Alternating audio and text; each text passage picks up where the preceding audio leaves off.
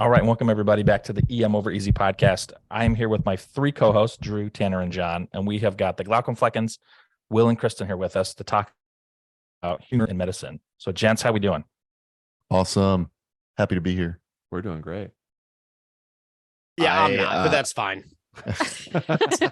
There's always one. Say Drew comes off a shift and he's just already angry. I am like, I've been like fangirling nervous for this for like the last 4 hours after getting off a night shift in the morning. So it's been quite the day for me. You worked last night? Oh God. Oh yeah. What's it like to work when the sun's not up? Oh, it's fantastic. There's like vampires, there's bats. It's amazing. That's more than you get to have. I haven't done that in a while. Yeah. So. Yeah. When was the last time you took a night call? Will? I mean, I'm on call. I take 3 weeks of call per year, and it's I cover like a few different community hospitals, and I gotta say, like you get a much different perspective of emergency physicians when you're in residency versus when you're out in the community, because like when you're an ophthalmology resident, like you get called about like everything, like every single thing. It doesn't matter what it is, right? Yep. Which is fine because we need to see as many patients as possible. But then you have the mindset of when you go out to private practice in the community that's what it's going to be like. Yeah. And it's totally not that, right? Like the community emergency physician, you take care of so much eye stuff. It's impressive. I mean, you still can't operate a slit lamp, but it doesn't matter. You still are able to do a pretty good job of everything. So right. And the tonopen is definitely not working. I don't care what time of day it is. And ours is actually broken at the hospital right now. My issue with tonopens is I trained on one tonopen and got really good at that tonopen. Yeah. And now there's a new tonopen at my new shop. And I'm just like, I'm going to have to go do an in-service on this. One tonopen for 8 years, and you want me to magically change after one 5-minute video? Get off my lawn. yeah, Exactly. get out of here. But it is interesting you bring up the idea of being, I don't know, I feel like angsty. We got a brand new ophthalmologist fresh out of fellowship, July 2nd. His first call shift, I called him and I was like, hey, got this lady I'm concerned about acute angle glaucoma. She's got a pressure of 87. And he's just like, did you really do an exam? And I was like, oh yeah, buddy, I did an exam. But he was like so used to dealing with residents that I called him very courteously. I had done an exam and he came in, he's like, I'm sorry, I'm just really used to like getting really crappy consults. And I was like, it's okay, buddy. It's all good. Just community hospital. It really is. It's so funny. It's totally different. Yeah. Very, very so different. Much nicer than me. And I just would like, nah, man, I didn't. But guess what? You're coming in anyway.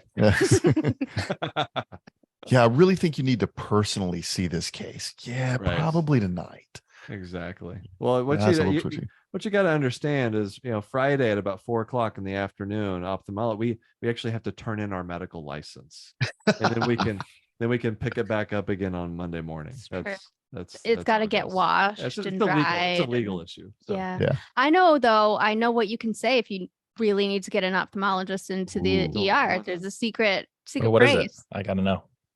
Their vision has changed. Vision loss that's changed. No, you got it wrong. It's painful vision loss. Painful vision loss. Painful vision loss. Sorry, my bad. Like that's when our like little spidey sense starts tingling, because when Vision loss, I think is what I was thinking of. When that happens, like dramatic, like painful vision loss, that's usually like bad stuff when that happens. Yeah. Like angle closure glaucoma, for instance. Yeah. No joke. Painful. The last time I consulted ophthalmology in the ER, it was in a critical access hospital, and I called him and I was telling the story. He's like, don't worry about it. I'll just come in real quick. And I was like, okay, wasn't expecting that, but and he showed up in cargo shorts and a Hawaiian polo and just really sunglasses. rubbing it in. Yeah. Like he obviously came from a barbecue because it was like summertime, and he was like, yeah, let's just take a quick look here. And I mean, he was so excited because it was a kind of a funny case, but anyways, I was going to say he was just ready to get away from whoever he was at the barbecue with. What a good excuse. Pager went off. Got to go. Oh, Sorry. Stat. Whatever it is, it's stat. His neighborhood Karen from the HOA was like, did you know that your lawn's grass is 3/8 of an inch too long? And he's like, exactly. Hospital. The hospital. Sorry. Yeah. Nice. Do you have those exact kind of encounters in the community? Well, when try to get out of stuff. Yeah, it does help sometimes being on call, but I'm not going to say too much with my wife sitting right next to me about getting out of things. So But I mean, like as I was saying, like when was the last time I was in the hospital? I came in, went like after hours. Yeah, it's remarkable just how much you can push off till the next day in ophthalmology land. So I mean, there's really not that many like true emergencies that Yeah, come no, in. I can take his call. You put a She's hot pretty good at compress on it, give him some drops, and I'll see him in the morning. Yeah. Mhm. Artificial tears, some hot compresses, That's all you gotta do. have them call the office. We'll take care of them. Exactly. Yeah. I The love it. boarding situation has showed us dramatically how much we can put off doing things for people, and yet they still are alive. Yeah. Well, it's there's even certain things like flashes and floaters, right? Like Mhm. that's something that I think a lot of people are taught, even honestly ophthalmology residents, like, oh, this is like an emergency, like they could have a retinal detachment. Well, if you look at the literature, there's the thought process is like within 48 hours, really. Like you can put off a retinal detachment, like certainly until the morning. And a lot of times that's easier because then you're operating with people that actually know what they're doing and have done a lot of eye cases, and it's not an in the middle of the night type of situation. And so even things like flashes and floaters, that can be evaluated. Standard of care is like within 24 hours. I feel like it's important though, from the patient perspective, to make it clear that it is safe to do that and nothing is going to change if we do it now versus we do it in the morning. Because if your course. retina is detaching, you're pretty freaked out, I bet. Well, that's why we look at the evidence that shows that it's okay to wait a little Right. bit I'm just longer. saying it's important to communicate that to the Yeah. patient. Yeah, I- you mean actually gotta be talk with fair. them before sending them out? Yeah. This is actually Okay. my entire life in emergency medicine. So you're like, you're taught in school and in residency, all these things are emergencies and they will be whisked off to the operating Right. room the second you diagnose it. No. Right. 90% of things that I'm like, oh, this is bad. But you're going to Talk sit to the here. specialist. So like, yeah, I can probably see that tomorrow. Or, if you just Uh-huh. want to send it to my office. Oh, they're dissecting. Yeah, you know what? It's non-operative. I wouldn't worry about it. There's nothing we're going to do anyway. You're like, What do Okay. any of you actually do? yeah, what? Yeah. Am I the only one working right now? That extended And then- 1 centimeter too deep. I don't go to that deep. Call somebody else. That's the other big thing. Yeah, I mean, Right. there's in ophthalmology, there's I could probably count on one hand the number of things that are like true, what I call pants patients. That means like you tell me this is happening, I am putting on my pants and I am coming in like that moment. And like endophthalmitis, like that's like the true emergency of emergencies. If there's an infection inside the eye, like we're losing our shit trying to get in. Angle closure glaucoma, that's another one. There's a handful of things. Extraocular muscle entrapment, that actually is like, we got to get them in the operating room. You're like, That sounds horrible. all of these things probably sound horrible to you. Sound horrible. Yeah. So, They Will, all do. you mentioned pants emergencies, which I've heard you say more than one time on a lecture, whether it's been you actually giving our program a lecture a couple years ago versus some of the other lectures that you've given. And every time you say that, I laugh. It's a funny thing to think about. Okay, this is actually something I have to put my pants on for. Number one, because I imagine you not ever wearing pants. I was gonna say, it tells you a lot about his usual state, doesn't it? Yeah. But also because it adds that refreshing humor into what otherwise, to be fair, when we're talking about ophthalmologic emergencies, is a pretty dry, boring Boring as subject hell. to talk about. So one of the things you do amazing in medicine is you insert humor into medicine to make it accessible, but also educational. And that's really what we wanted to talk about is the place for laughter and humor in medicine and how that intersection actually makes us probably better at what we do. Yeah, it's I mean, honestly, it's something I've just kind of stumbled into for the most part because as Kristin can attest, I've always enjoyed humor and comedy. And when we first met, I was still doing some stand-up comedy. So that's how I got started in comedy. And I grew up in Houston and was going around to comedy clubs doing open mics and things, and then went on to college and med school. And college is where we met. And so I was late nights doing open mics and sometimes bombing and sometimes not bombing, but I was getting that experience with humor and comedy. And then whenever I had testicular cancer, the first time, that's when I started to embrace like medical comedy, because I was making jokes about my experience as a patient. And Just coping mechanism, Yeah, really. exactly. And but you know, you guys can attest, once you're in medicine, it's like sometimes that's all you're like thinking about, like all the time. Like that's all you're doing. You're working a long hours, especially in training and in med school. And so naturally, like that was going to be envelop my that was going to be become a part of my comedy, was just all the medical stuff. And so it was a very natural progression to incorporate the two, medicine and comedy. And yeah, over the years, things like the pandemic, that was when I started. Yeah, that was when I started doing that was when I started doing TikToks and videos. And then I started hearing from other people, because my platform was growing, and they're like, oh man, it was nice to be able to laugh about this. Yeah. You know, because everyone's lives were awful at that point. And so yeah, you know, I've learned a lot just by doing it and hearing from other people. You talked about it as a coping mechanism. That actually like really hits home for me. And it's funny because there's that meme of like the Scrubs like episode where Dr. Cox is like talking to the residents, and he like says basically something along the lines, he's like looking at another doctor who's giving really bad news, like the patient died, and Dr. Cox is like, hey, he's giving the worst news you can possibly give. Guess what he's going to do afterwards? He's going to go back to work. Do you think anyone else in that room is going back to work today? No. And he basically is just like trying to say, you know, we distance ourselves, and we make jokes, not necessarily for fun, but to get by.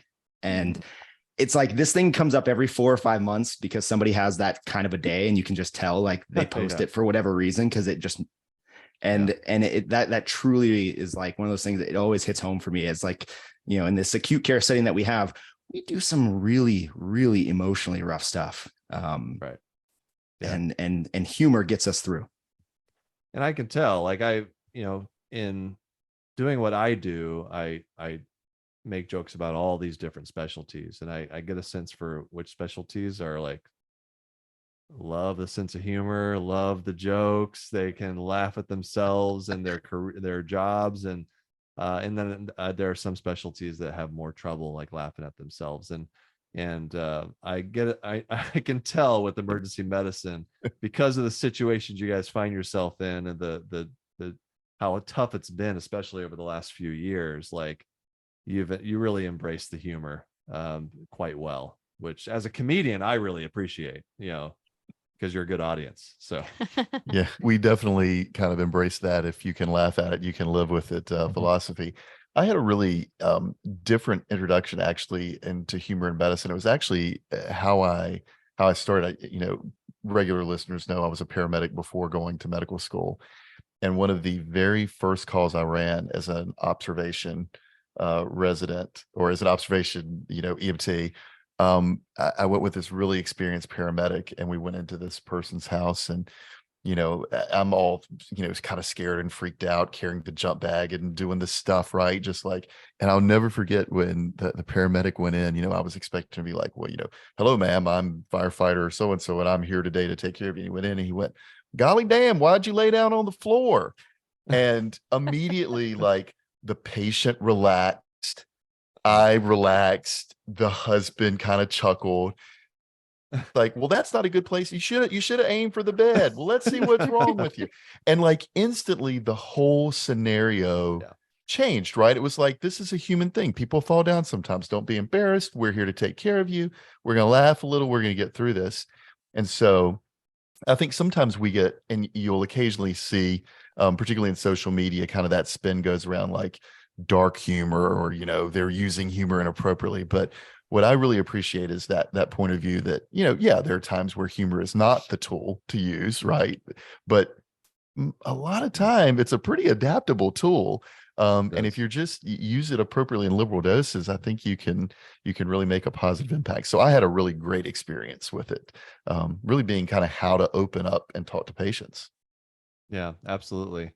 I mean, we've both been in, you know, have had lots of interactions with the healthcare system, and the humor I use with patients is very different than what you see on social media, you know. And And part of it's just being able to read the patient a little bit. Like you got to know if this person's, able to accept humor in the situation they're in. And also realizing that in general, you don't know this person, right? So you have to also be a little bit more careful when you're bringing humor into the patient physician relationship, because this person, you don't know what their values are, you don't know what their life experiences are, and so you got to play it safe. So I use a lot of like dad jokes and stuff. So it's all right. That's the kind of stuff that anybody will just kind of give a little quick chuckle to, and then you can just kind of move on and totally forget it. So it's totally forgettable humor. Yeah. But even outside of the, patient care situation, like it just is helpful in helping people process hard things that they're going through. And that is, like you were saying, that is kind of the definition of what you all do. It's you see hard things all day, and humor is a way to make it seem, like it's not so heavy, and it's not to take away from the gravity of the situation for the patient or their families. But it's just a way to put it in a little box and be able to carry it and make it lighter for yourself. It's a way to, as you always say, to kind of take back control, or take control of the narrative of a situation in a way that, you can have a little bit of that control back. Do you ever go back and watch your content? That's the first question I have to ask.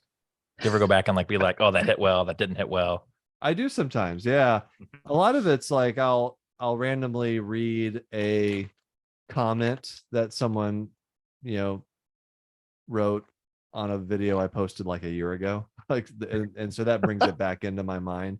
Or if I'm putting a talk together and I was like, oh, I think I have something on this topic, I'll go back and watch the videos. And then sometimes I keep watching. And I don't know, I have my own personal favorite videos as well. So sometimes it's fun to go back and see, what did my hair look like back then? Or, I don't want to put you on the spot for that, but I do want you at some point to do maybe a podcast or a video that highlights your top 10 or whatever, favorite. That would be the highlight reel of Glaumcomfleckens Hospital would be.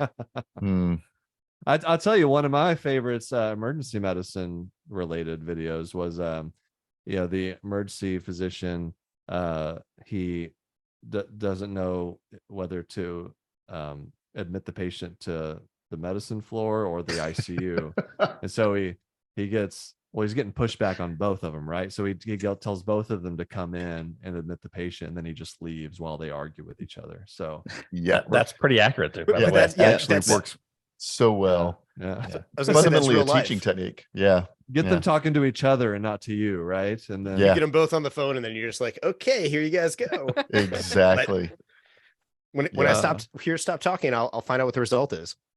I get a lot of ideas like that from comments though. And that's why on social media, I follow people from all different specialties in medicine, because I'll get feedback or people will give me ideas. Like, I think on that video, there was a comment that I ended up making a video about like a year later, about how they do the same thing in trauma base sometimes. Like if there's a lot of traumas and then an anesthesiologist shows up and they start doing the airway, and then all of a sudden the anesthesiologist looks around and there's like nobody there but them, and all of a sudden they own the patient now. And it's like, where's the emergency physician?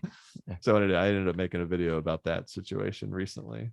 Oh, that's awesome. So I guess that my question next was, how do you come up with these? Because I feel like not only are they funny, but there's a lot of thought into them, where there's a ton of truth. And I think that's what, at least from the EM crowd, hits.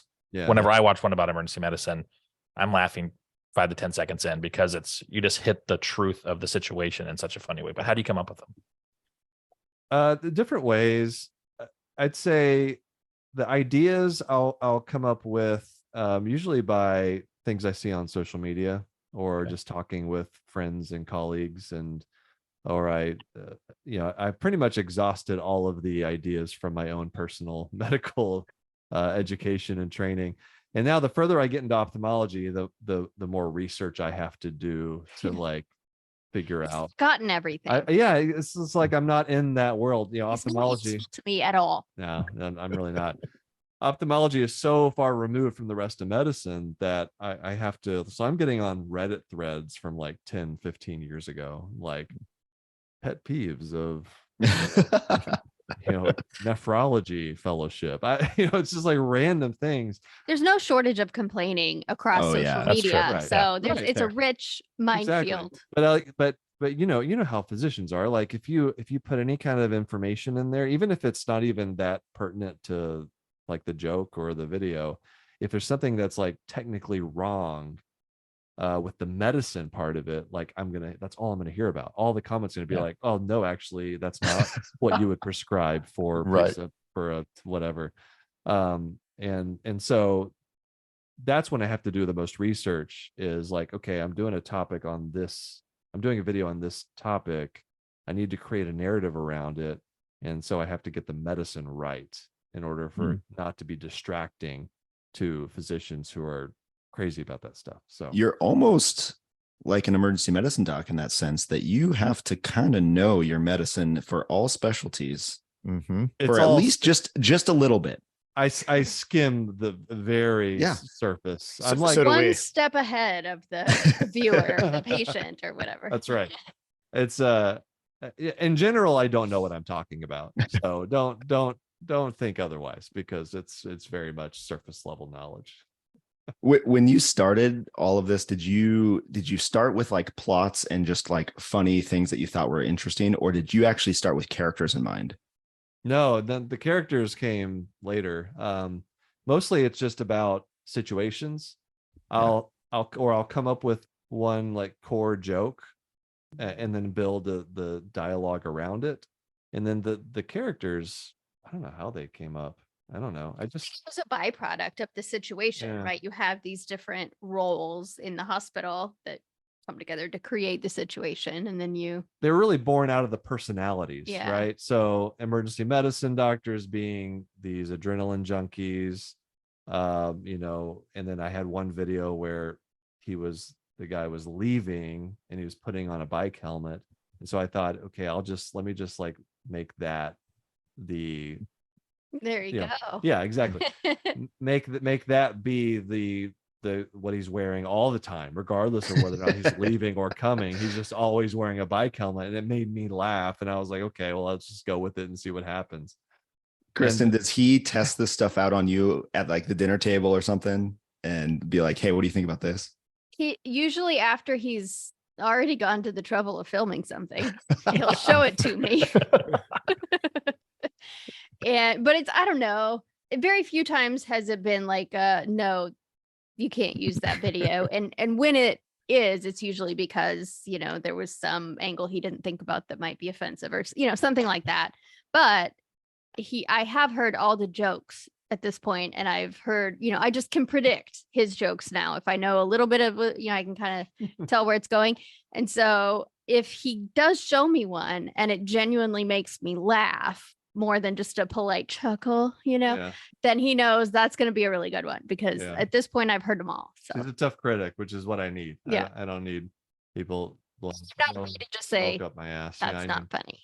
Yeah. It's got to, so I need some truthful feedback. And she's So also what- the pun master too. She loves puns. And so Good nice. ones. I'm not a big pun guy. So if It's because you can't think of any good well, ones I've come up with a few, and I always get you to chuckle a little bit. when they're good. Yeah. So Will, who's the Timothy in your life that you must have fallen in love with at one point? Because all of the Timothy? extras, Timothy? they're Timothy Timothy. derives. Timothy, Himothy, like they're all these Timothys people. Yeah, so. I've had Jimothy. We've had Himothy was one. I think Bimothy. Bimothy was another. Bimothy made an appearance. So Jimothy was the first one. That's just based on the Office joke. So there's a joke in the Office of Jimothy, and so I thought that name was funny. And then from there, I've used the different variations for as the straight man kind of to these videos where there's like a corporate overlord, like evil corporation type presence, and then you have the Jimothy character who's like who virtuous person that's trying to I talk like that. sense into this terrible, person who works for United Healthcare or Elsevier or, whoever. I like to layer jokes like that. So it's like a little joke within a joke, right? Oh, his name's Bimothy, which is a take on Jimothy, who works for so it's all a part of this, like, building this world, which I think keeps people coming back for more content, and they feel like they're in on it. If you're watching something and I don't explain any of this, you just kind of know because you've been watching these videos. It's like, oh, he's making that joke for the truthers, the people who've been there, who've been watching these videos for a while. So I do like to, for lack of a better way to describe it, reward the core audience, the people who are really into this stuff. So There's a lot of Easter eggs. yeah, little Easter eggs. Mhm. Yeah, that can put in. Easter eggs are the best. Is this the Glaucomverse? Is that what you call it? Oh, when you yeah. think about the The universe you're building, is it multiverse. the The Glaumcomfleckens cinematic universe, the GC. There it is. So There it is. I nice. like that. Glaucomflecken General Hospital, and have all these storylines going, and I'll just every so often I'll just add a little nugget of backstory to the different characters, and it's kind of fun. It's all up in my head. I don't have it written down. It's kind of like, Oh, that was gonna be my next question, is like, do you have like a big board where you're like tracing like lines of connections through? you know what? Beautiful mind. I would love someone to like create a Wikipedia for all this stuff, because it probably Right. helped me too, because people All right, remind me of things. We'll get our blog team on it. Yeah. I say Yeah. the first EM over easy listener who wants to do that, we will pay you to do Yeah. that. In Tanner will pay you. They said they will pay you. I will pay you Tanner anything. would pay them.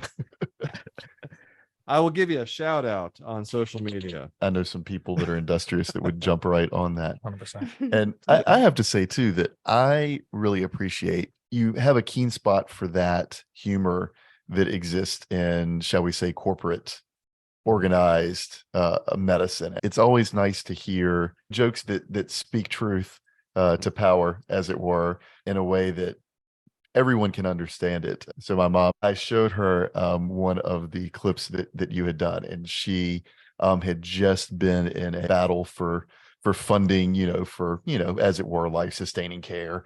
She thought it was really, really good. And so, I think that reach and just recognizing sometimes how ridiculous some of the things are, and speaking that out loud, it's got to be cathartic, I would think. It is, and part of it's just what we've been through with the health insurance. I'm talking specifically about health insurance. I've made a lot of videos talking about United Healthcare and naming them in the videos as well. And have we gotten sued yet? I hope not. No, Not that I know of. no cease and desist. Nothing. Right. I'm always worried about that, but I don't think it's happened yet.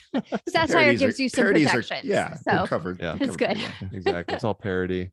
But that was born out of just frustration that we were dealing with as a family regarding my cardiac arrest, and whenever we started getting all the medical bills, and we had a bunch of surprise medical bills as well that we had to deal with. That was like 9-month process fighting those, and just the frustration that came out of that experience initially is what started driving that kind of content, talking about the health insurance companies, and then realized just how much of anger there is out there. One thing you notice once you're on the patient end, is that it's inhumane, what they're doing, and how it makes you feel, and how it affects your life and your family and their life. And it's a lot of these tactics are just I know that's an extreme word, but I think it's an accurate word. It's not at all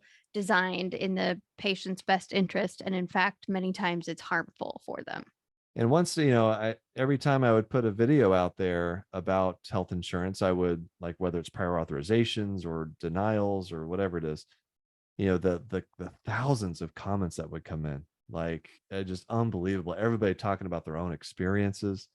And it just taught me that this is a sore spot, in society. And it's unbelievable to me, honestly, that you can have these corporations that have such a terrible approval rating. Like, everybody hates them, yet they have the most power in our healthcare system, and they continue to gain more power and more wealth regardless of public opinion. It's just, and they're getting it on the backs of, the most vulnerable right.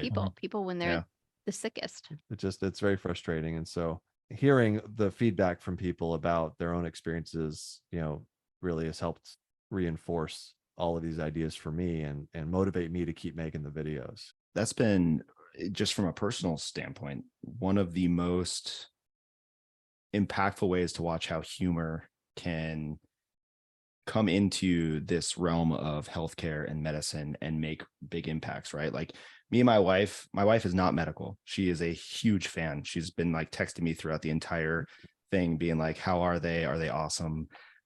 And I mean, we used to tell her we're doing fine.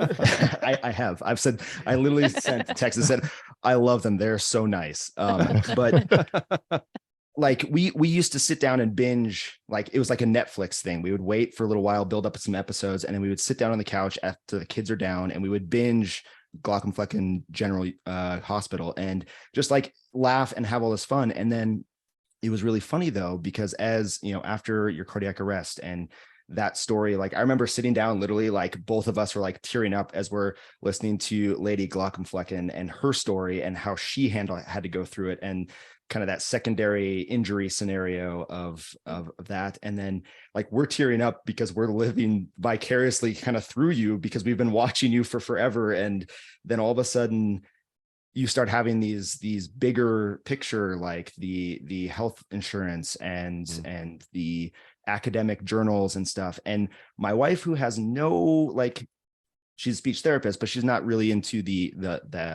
big healthcare world. She's like, wow, I can't believe that's a thing. Like, really? Are you serious?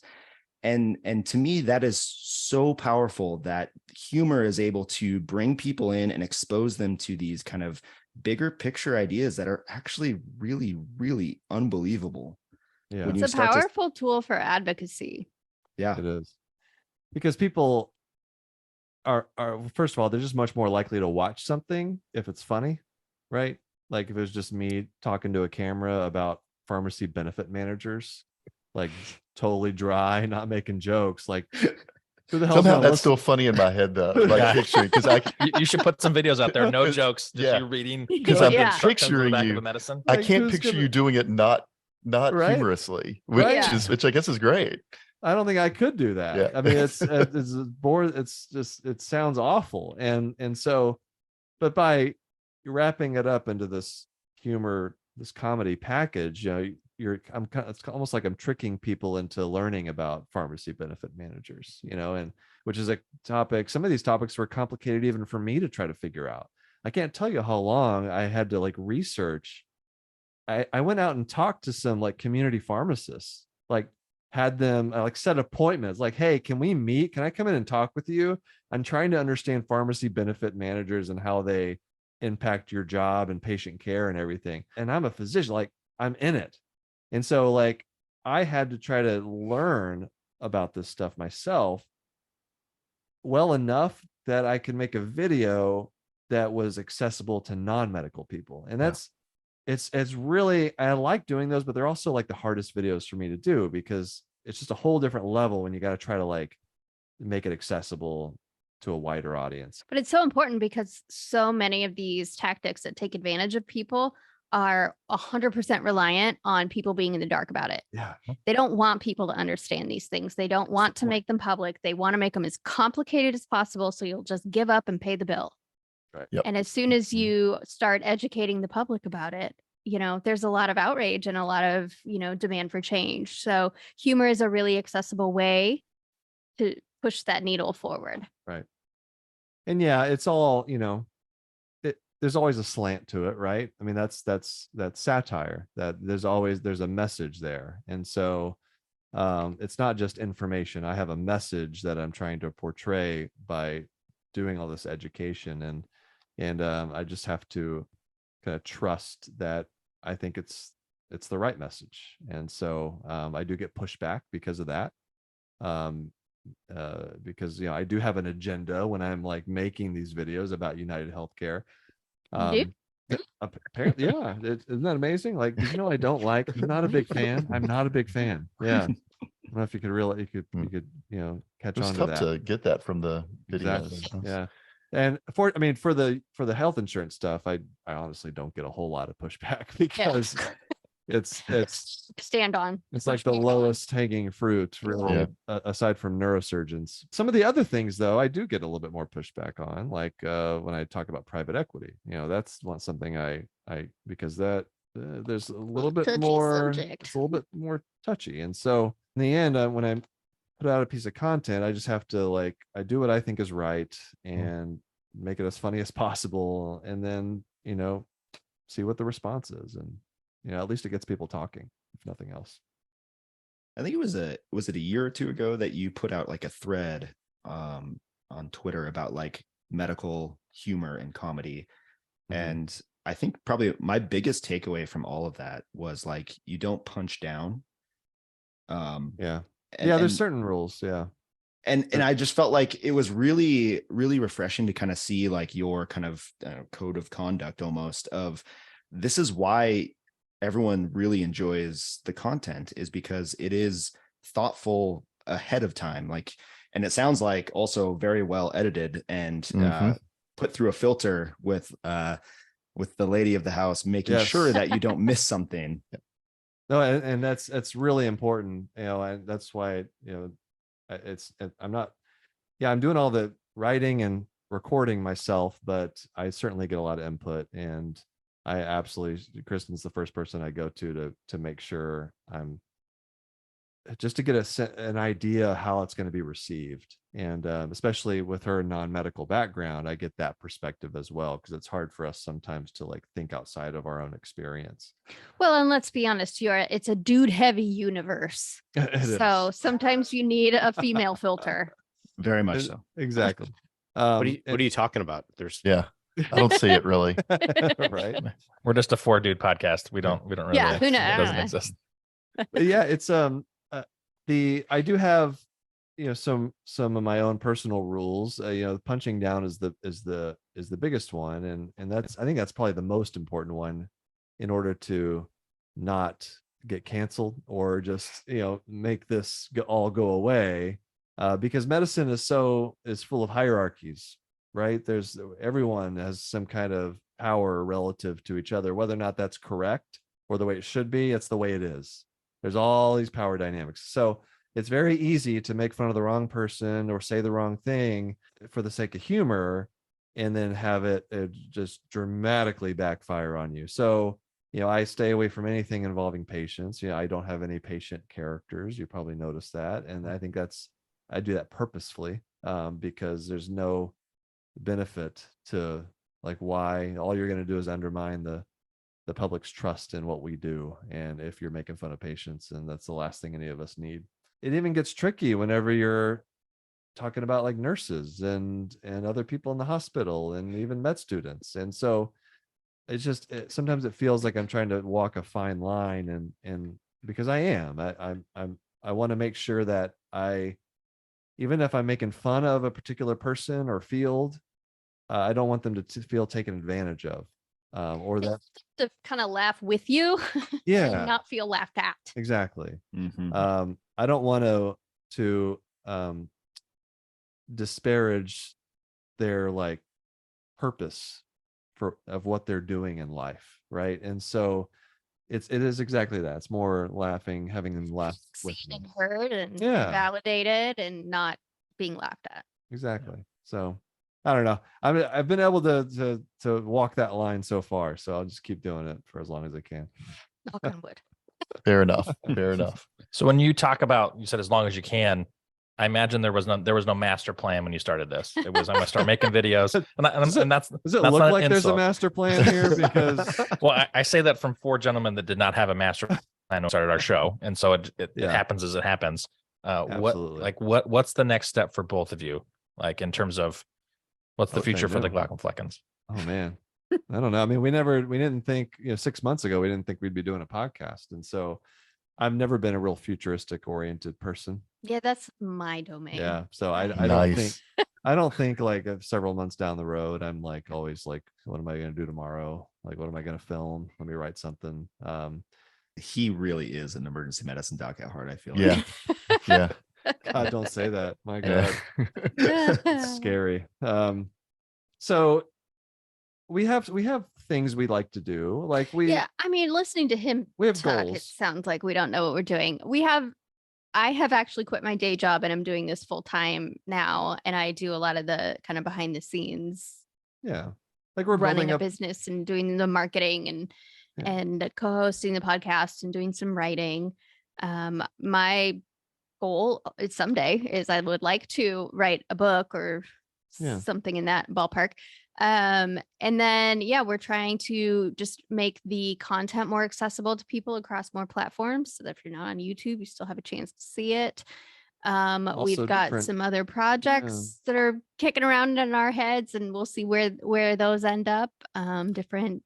Been doing a lot of speaking lately. And, Yep. and so we've talked about doing some more like live events, either separately or together or, I don't know, just going on a some tour. education things as well. I'm still practicing medicine though. So it's only so many hours in the day, even as an ophthalmologist. And so, that's the tricky part at this point is just balancing everything. Like, where do we devote our time? And what do we want to build up? And so, That's so weird because that's not a theme we've discovered at all in our journey. Like time is just limitless, right? Yeah, it's just Yeah. Chris Hemsworth's got nothing on us. It's fine. So we have Something. things. We have some things, but Nice. I don't have any plans to quit my day job. That's not going to happen. And that's If anyone out there would like to help us for free, we would take it. yeah, We sure. have a lot of ideas. The issue is the. Do you want to volunteer as an resources intern at of time. Glaumcomfleckens LLC? Nice. Be careful. Be careful. Yeah. We've seen Unpaid that work intern. before. Yeah, we could probably get you some help if you really want it. We've got a little pipeline to get people help. That's so right. got a little network. And they're all awesome, which is the best we, part. we have luckily we're talking about we've brought in people to write our blog and to become our blog editor. That was all roles that we had at one point. Where now we can really focus on the show, and so we have been lucky. We not a single one. They hasn't hit graduate yet. to like doing episodes and like designing content, and they're having fun, and it's really fun to watch how that grows too. Yeah. cool. See, we need to get on that ship. Yeah. Yeah. We can talk. Yeah, Squeeze I some can send you help. some people. Yep. I can send you some people. They might want an ophthalmology residency letter. Oh, look at there. I could do that. I'll instead of a letter, I'll send a skit in. Yeah. Oh, yeah. Make them a video. We'll make sure that their name is a derivation of Timothy. So That'd be the best. Shimothy. I was noticing Jonathan in the background right over Kristen's shoulder too. Oh, So yeah. that was kind of fun. Jonathan's watching. Yeah, this over is a us. new. We have a nice little background that Kristen had put together. And Very we well have done. a framed photo of Thank you. Jonathan. We have a framed photo of the neurologist up there too. Mhm. So I'm going to be Love The it. Roy G. Biv books as well. That's Gotta love Yeah. that. Thank you. Thank you. Yeah. Where's emergency medicine? not up there. I do have something Off printed out. cycling. I believe it or That's not, right. I have we have hired a professional photographer to take headshots of all of our characters. Yep. We've got those. So, which is a very strange thing to spend your money on. Are you making but, a yearbook? It's got to be in a yearbook form at some point. I would buy that yearbook, by the way. Oh, a good that's idea. hilarious. Yeah. That's a good Yeah, idea. we've also got merch now. So send us Oh, your yeah. merch ideas. all if you kinds want of- We've been eyeing it at our house. I know that. Yeah. We got more merch ideas coming out, and Yeah, those I don't merch know. actually. It's a nephrologist yeah. water bottle and then the Jonathan prayer candle. that's right. Yeah, it's fun.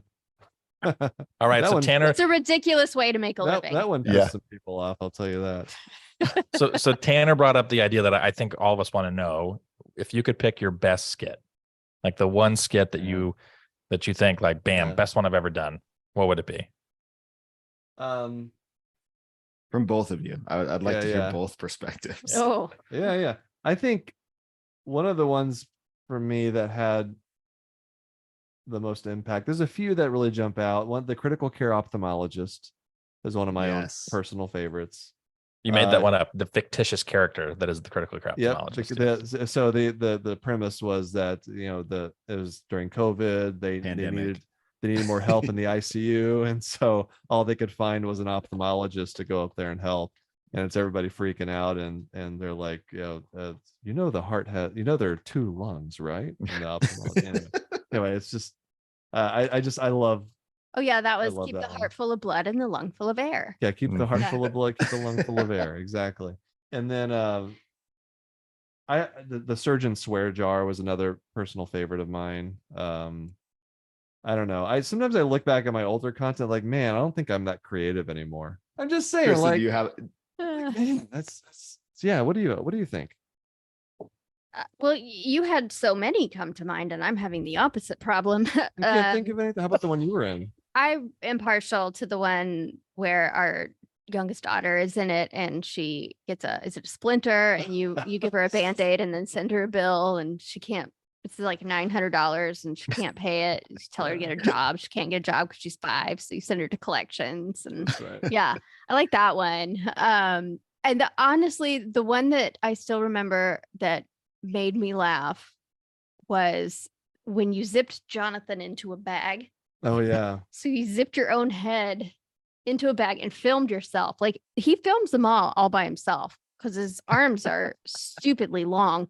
And so he can. And so he's got a phone out here, and he's laying on the floor with a bag unzipped, and he's got his head in the bag, and then he zips the bag over his head all the while filming. Like, that was just so ridiculous that one got me. The ophthalmologist had to take Jonathan on a trip. Yeah, He was exactly. packing him in a Packed suitcase. your own self in a bag and filmed it. Yeah, there's an intern opportunity nobody could pass up, zipping Dr. Glaucomflecken into a bag. Do you want to be zipped up in a Yes. bag? Yes. Yep. Apply to be an intern at Glaumcomfleckens LLC. There was also the one time, not so much the video, but just my experience behind the scenes, where he was right outside the store here. This is my home office, and I'm in here just working like a normal, responsible adult, and come out for lunch. And he's sitting right on the other side of the door. There's a desk, and he's got full clown makeup on and fake tears running down his face because he's dressed as Pagliacci, Yeah. checking his student loan balance. That's right. And I just walked out to that scene and just was like, I don't even want to know. Yeah. Just gonna go have my sandwich. Yeah. I've got a closet full of props now. So I had to make I had to like go to the Container Store and like build a That was kind of closet overflowing. to hold all of his props. Always Well- looking for new emergency medicine content though. So if you got some ideas, send them to me. We'll send them your way. we can I- definitely do that. I will say there's so many great episodes, but the EM specific one that rings most true to me that I show basically any student interested in surgery that rotates through our emergency department is the making of the trauma surgeon. Oh yeah. It's because it's so accurate. How do I Such an start instruction every phone You call? chart here, you work here. How's it going? I've made relations. What do you mean? We established rapport. Yeah. You won't do me this favor. What? It's Well, just so spot on. We don't need to take up much more of you guys' time. We really appreciate both of you coming on here. I do have one final question. How long do you plan out your episodes to grow your hair out for the neurologist versus just kind of go with the flow? It's more an act of laziness of not getting a haircut. That's all. And so I just like right now, the person who does my hair is now on maternity leave. And so I'm like, Shows. it's bad. Like it's really, so I need to do a neurology video soon. You I should, say and then you need heard to it cut here first. Neurology associated with laziness. Boom. Yes. Yes. Oh. Yep. Right. Yeah. Oh, Absolutely. see, and she's automatically stepped in. She's like, you know what? No, That I is- saw That's a that. I PR saw problem. that's a- No, I'm just kidding. That's I'm kidding, unfinished. kidding. Obviously not. They're like the smartest people ever. But Yeah. real He quick also will before we give sign himself off, like a unicorn horn just when he thinks or he's stressed, like when he's watching a game and it's close or I've something. got, He like does this twirly thing, I've got Mm. some major. and then he ends up with like a full horn Yeah. Nice. at the front of his head. And so Yeah. he That could could be also a character. just be a pediatrician without True. the But look, headband. see, I got Actually, the unicorn horn could be a dermatologist walking through the ER. because it's a Oh, there unicorn. It's you a go. unicorn. That is a unicorn. I mean, a gift for sure, So that'd be a good Yeah. emergency medicine Magical. one. but Yeah, or an definitely a gift. ophthalmologist in the hospital on a Saturday. Or an ophthalmologist In and, the and a hospital. dermatologist coming in at the same time. Yeah, Or the pediatrician who's morphing into a subspecialist. There Ooh, you go. that's right. Yeah, I All could like kinds of spray things. some glitter. You could do a lot of things. Now you're just getting ridiculous. yeah. The Yeah, glitter is I'm one step too ridiculous. far. Yeah. We appreciate both of you hopping on for this conversation and letting us get a little bit behind the scenes of what happens with the Glaumcomfleckens. Your content creation. We look forward to everything that's about to come out. If you did not know over the course of this episode, we are huge fans of the show. And again, really appreciate your time and sticking around to Yeah. talk with us. Thank you so much. Thank It's a you. lot of Thanks fun. Thank for you. having us. Keep you on guys. laughing.